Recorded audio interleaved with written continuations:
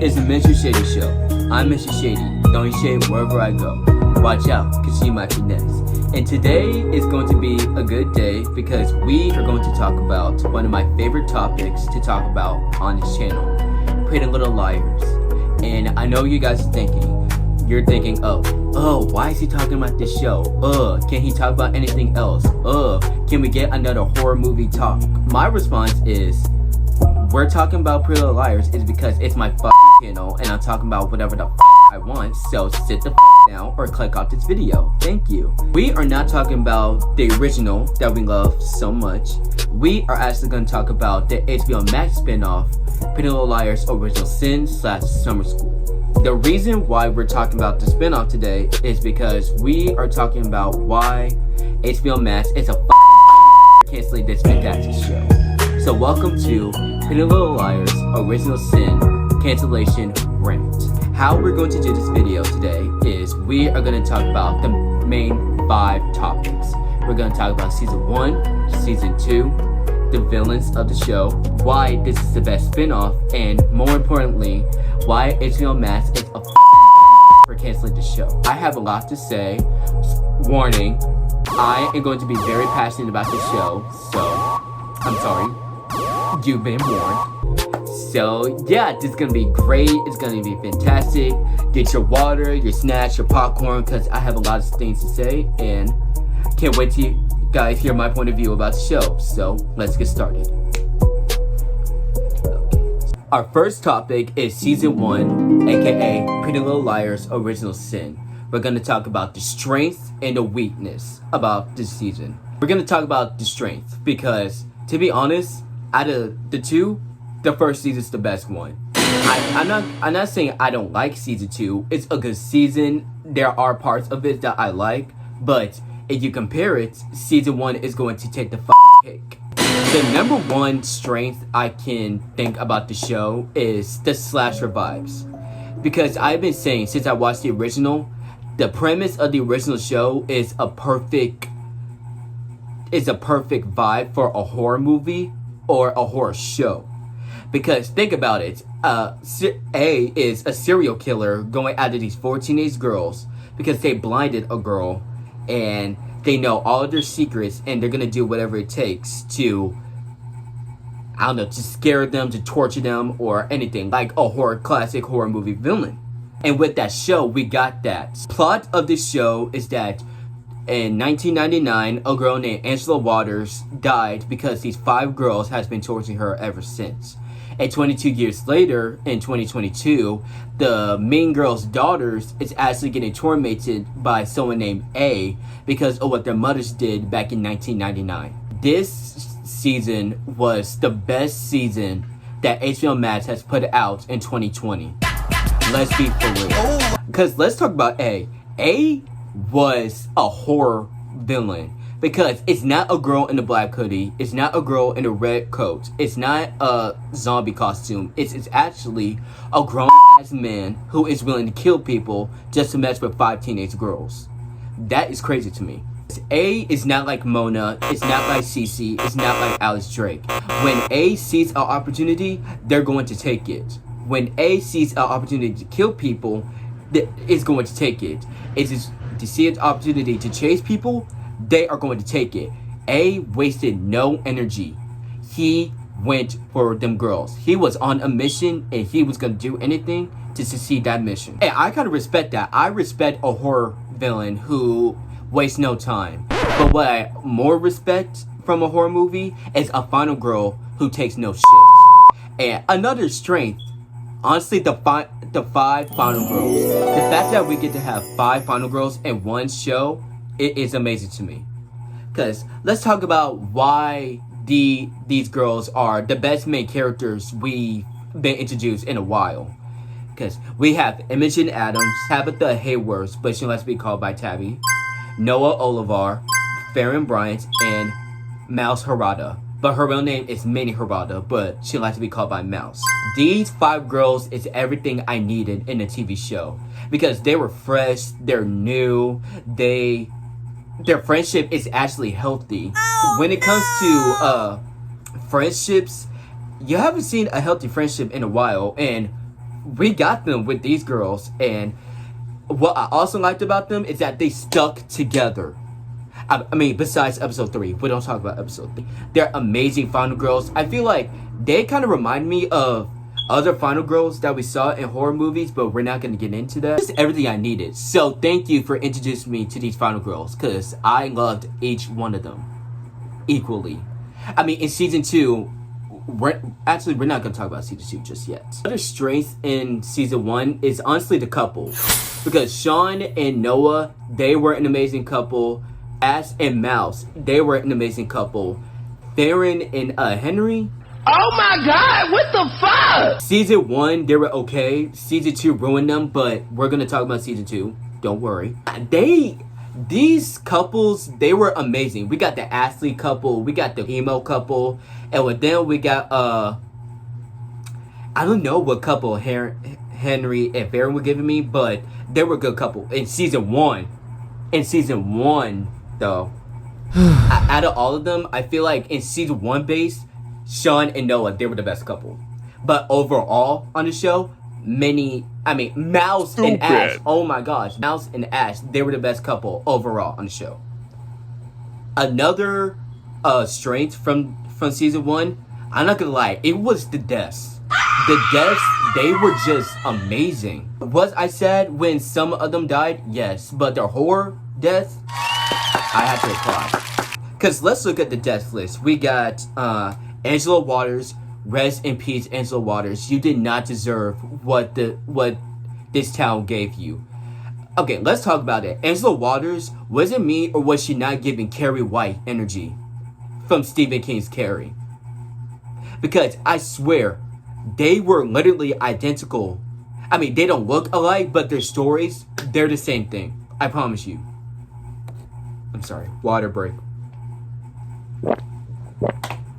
Every time I watched the episode, I was all like, poor Angela. I wish Angela would just stand up and start fighting people. Because I swear, this would never happen if Angela learned how to fight.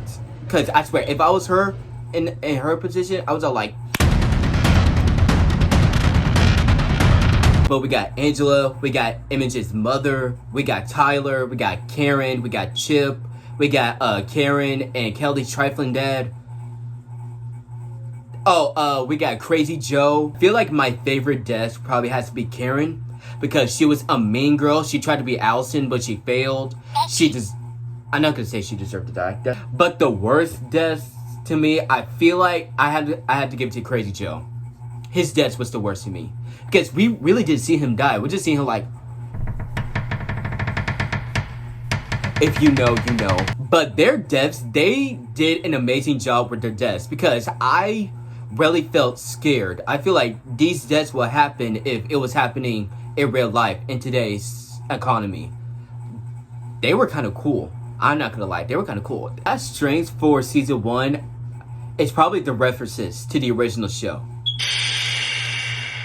Because in season 1, we learned that Arya and Ezra, they are looking to adopt a baby. Because in the series finale, Arya, it's sad to confirm that Arya really can't have children. So they're looking to adopt. And they almost adopted Imogen's baby. But Imogen in season 2, she was all like, I have a weird vibe from that Ezra dude. And good for you, Imogen. Because I got a weird vibe from him too. Ever since, again, in season 4, when he was revealed that he knew Allison all along, Arya, why did you marry that man? Why did you marry that man? I'm sorry, quick rant, because you had Jason, you had Holden, you had Jake, you had so many opportunities to get away from that man, but... Stupid bitch. Another reference we got is that Caleb is actually a doctor now. That's crazy. That's amazing for him. I'm happy for him. But again, what happened to the main 4, you asked? We're gonna learn that in season 2. The weakness of season 1.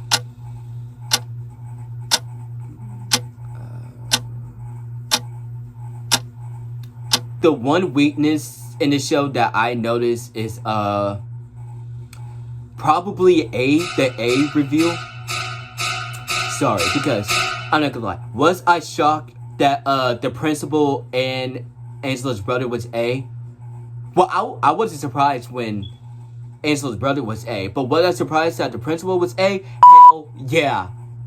Yeah, because that was crazy. The entire sequence of the A reveal, I feel like it could have been more. When it came to the A reveal, I wanted to be like Scream, Billy and Stu. That reveal, that was crazy. That was the type of energy I needed for that A reveal. Only reason why it kind of ate because A went after Imogen, that sequence, that saved that. And when the principal shot Greg in the shoulder, that also saved that. That was great. That was really great. But I'm sorry. The A reveal, it was good, but the entire sequence, it could have been better. But hey, I still love the show. I still think y'all did an amazing job. That is enough of season 1. Now we're going to go to season 2. Pretty Little Liars Summer School. And the rules slide. We're going to talk about the strengths and weaknesses of season 2. Let's start with the weaknesses of season 2. So the number 1 weakness I can think of season 2 is Jen. Bombastic Jen. side eye. You Criminal on my radar. offensive side Jen. eye. When Jen walked into the picture, you broke up the best couple from the first season. Noah and Sean, they were in game to me. And when Jen, I'm not gonna lie, when I watched Summer School for the first time with my sister, when Raven, I'm sorry, are you watching this? I had to say it. When Noah chose to be with Jen instead of Sean, I'm not even kidding. My sister went to that corner right there and she had a nervous breakdown because she loved Sean and Noah together. And when that scene happened, I swear, she was yelling, she was screaming, she was kicking herself. She was all like, I'm not going to watch this show if they break up the best couple. I wish I had that video so I could show it to y'all, but I can't. But Raven, I'm sorry. Raven, I agree with her. Why did they break up the best couple on the show? Only was Jen the weakness of the show. I feel like all the characters were kind of the weakness on the show. I'm sorry. But, Kristen and Johnny, I liked you guys, but I feel like y'all impact was, I thought this was going to be their impact. Let's be for real. Johnny, he's a cool dude. Kristen is a cool dude. I feel like their only impact was Imogen and Tabby because they were their love interests. I feel like if you're going to introduce new characters to the show, don't make their impact like this. Make their impact like this. Let me ask you guys something. Who was the best couple? Imogen and Johnny or Tabby and Christian? I'm sorry. I'm going to have to say them because with them, it was a classic trope. Bad boy and the good girl hooking up together. Because they were there for each other when they needed. Imogen was going through a rough time. Johnny was the right person for her. And Johnny was all like, I'm the bad boy, but I got a soft heart when I'm with you. I was all like, come on. That is a classic 2000s teen trope. But Tabby and Christian, that was black love. Come on, black love. Black love. The weakness from season 2 was Noah and Jen being endgame. I did not like that. She should have stayed with Sean. Another weakness I found from season 2 was the mothers wasn't really present in this season. How you guys gonna write the mothers off the show when they're the reason why all the crazy events in the show happen? Like, they're the main characters to me, besides they're the actual main characters of the show. Another weakness that I did not like was Kelly. Bitch, please. Kelly. I'm gonna be honest. I was willing to give you the benefit of the doubt because your sister just died. You really don't have an identity outside your sister. But in season 2, the girls should have jumped you.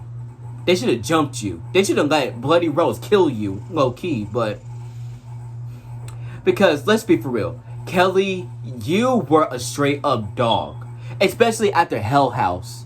Like, when she was doing Hell House, she was making fun of the girls, and you were surprised, like, why do you girls hate me? I didn't do anything wrong. It's like, Kelly.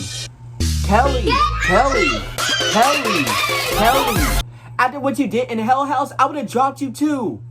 Who do you think you are? Last weakness for season 2 was the cult. The cult was just... Ugh, the cult. I mean, what can you expect? It's a cult. The strengths of this show, the number one, I'm not gonna lie, was the final girl task. The final girl task was such a good idea because we got a task for each one. We got Mouse's final girl trap was to escape the Five Nights at Freddy's game. We got Noah's from running away from bloody waters, but in order for her to get away, she had to literally step on thorns for roses. That was crazy. Farron's final girl test, she literally had to hold a boulder for 2-3 hours. I want to say 2. Imogen was literally to kick Bloody Rose's ass, and she did that. Good for you, Imogen. Final girl material. And Tabby's final girl was, I don't know, just to escape Rose Waters. That was such a good idea because you're reminding the audience why they are the main characters, why they are the best girls on the show, why they're final girls in the first place. That's a good idea. Reminding people who they are. And remind people that this is their show. And we're going to prove to you why this is our show for a reason. Best final girl task was Farron's. That's the best one. Because not only did she have to do that boulder, she kicked Bloody Rose's ass. She did. And I don't care. And the best part is, she didn't have a weapon. All she did was just use her hands. So, that is the ultimate final girl. Right there, if you ask me.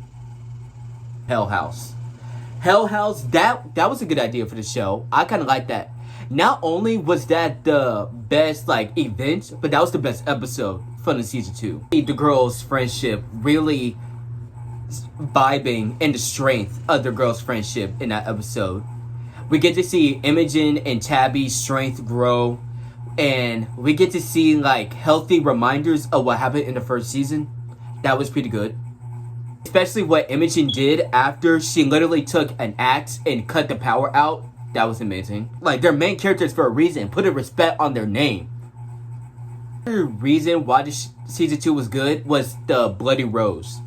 Her idea, her premise, I don't know what you call it. It was pretty good idea to introduce her. Because A is in jail. A is gone. But in the meantime, we get Bloody Rose. Her villain vibe, it's really scary. And when she walked creepily after Imogen, she was all like, when I first watched this, I was scared, but after I rewatched this, I laughed. Because why is she walking like that? She was walking like one of the zombies from a Michael Jackson music video. That was she was walking like. She was all like, yeah. Hey, the fact that she literally has blood all over her, not just her face, but all over her body, that was cool. That's a great idea to me. The thing I had to say about this season was the finale. More importantly, Tabby's scenes in the finale. Because we are giving Tabby, she's just, her energy in the finale, it was just giving, she was fighting for her life. And that's what I love about Final Girls. They fight for their life. And they're not going to stop until they're safe. Let's look at it. She was kicking their asses left and right. The finale, I feel like it was giving Scream and Friday the 13th Part 2. That was giving. We're done with Season 1 and Season 2. Now let's talk about the villains. We're going to talk about A, and we're going to talk about Bloody Rose. Okay, who is the best villain of the show? Obviously it's A. Because let's talk about it. A is a horror villain. A was giving Michael Myers.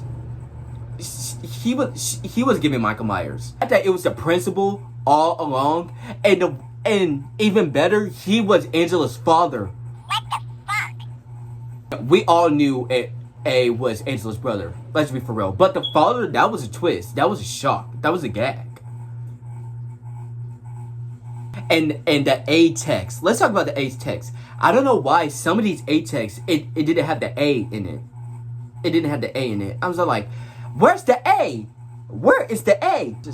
The reasons why I think they're better is because it's just giving horror movie. That's That's the best part of the show, is giving slasher. The chase scenes. Let's talk about the chase scenes. We got Imogen.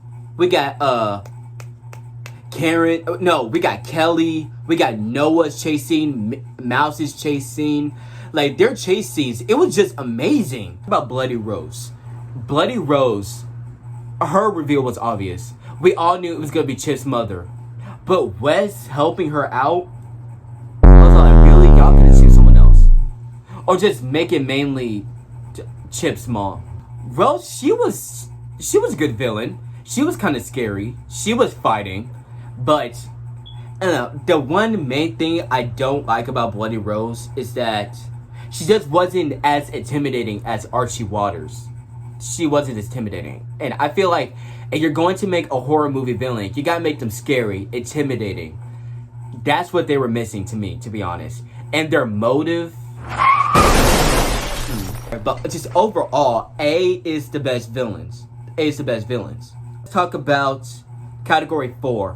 Why this is the best spin-off. I feel like this is the best spin-off because this was the only spin-off to get a second season. Because, okay, let me tell you guys. We got, of course, the original show that's ran from 2010 to 2017. We got Ravenswood, which was all about Caleb. We got The Perfectionist, that was about Allison and Mona in college. And we got, of course, Original Sin. Except for the Original Sin is the only reason why, it's the only spin-off why they got a second season. Because this first season was amazing. The second season, it could have been better, but it was still good. And I feel like it's why it got season 2, because they actually brought A back, the main villain. They were actually teenagers. They felt like teenagers. From the football games, to the high school, to the hangouts, to the friendships, to the couples. That was actually given high school. And it was just beautifully written. I think it was written. Now, don't get me wrong. I never watched Ravenswood, and I intend to keep it that way. But The Perfectionist, they should have got a second season. They should have got more seasons, to be honest. I feel like they could have been a really good show if they just gave it a second chance. With Original Sin at summer school, the horror was fantastic. The teens representation, that was fantastic. The references, that was fantastic. It's just a good show overall. Why did they cancel this show? I don't know. They still haven't told us why did they cancel the show. Like, if you're going to cancel the show, at least give us a reason why.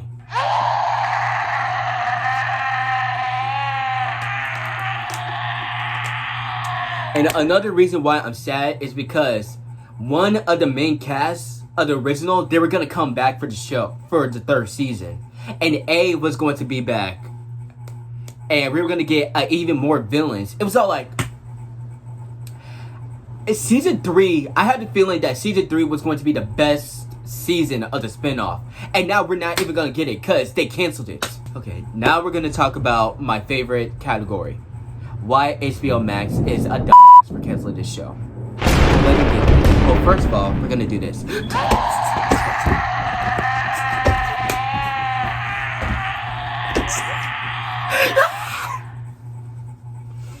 I'm sorry, I had to get that out of my system. HBO Max, I will always hate you for canceling my show. Like, this show helped me get through high school. It gave me life. It gave me reasons to live.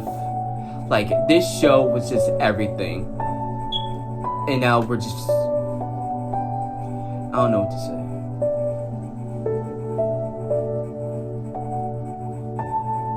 When they canceled the show, I felt like the ending of Hannah Montana, where she was all like, I'll always remember you.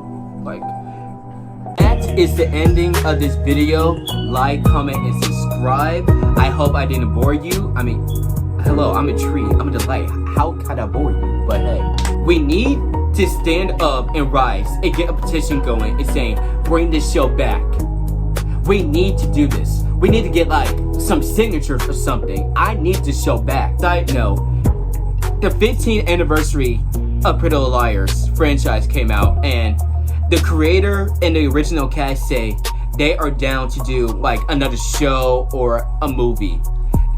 Do y'all want that to happen? Do you guys want another movie for this? I mean, a reboot for the original cast?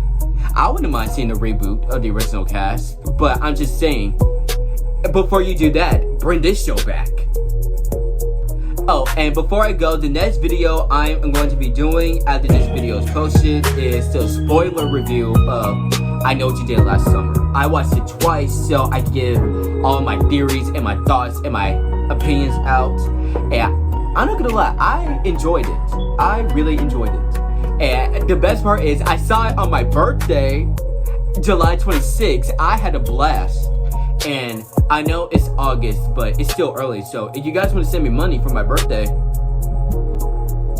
I won't be mad at that. Like, comment, and subscribe. Tell me you guys' opinions about the show. Again, if you guys want to watch both seasons, it is on HBO Max right now for free. And tell me what your opinions about on the show. Do you like the show? Do you not like the show? Who's your favorite character? Your favorite couple? Your favorite villain episode?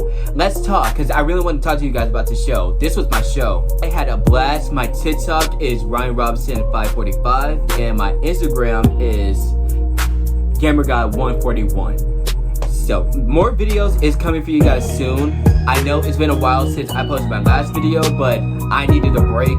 As you guys are well, fall is coming up, and you guys know once fall is coming up, school is back in session. School is back. Someone hold my hand, because I'm not ready to go back, not yet. But shout out to BT Shirts and Belinda's Blange for sponsoring this video. Thank you guys again. I'm wearing BT Shirts right now. Again, this is from my dad. This is not Belinda's Blange merch, but yeah, if you guys want the links to both sponsors in the comments, let me know so I can give you guys the link so you can shop or just do whatever you guys want with the link. And yeah, this is Mr. Shady officially signing off.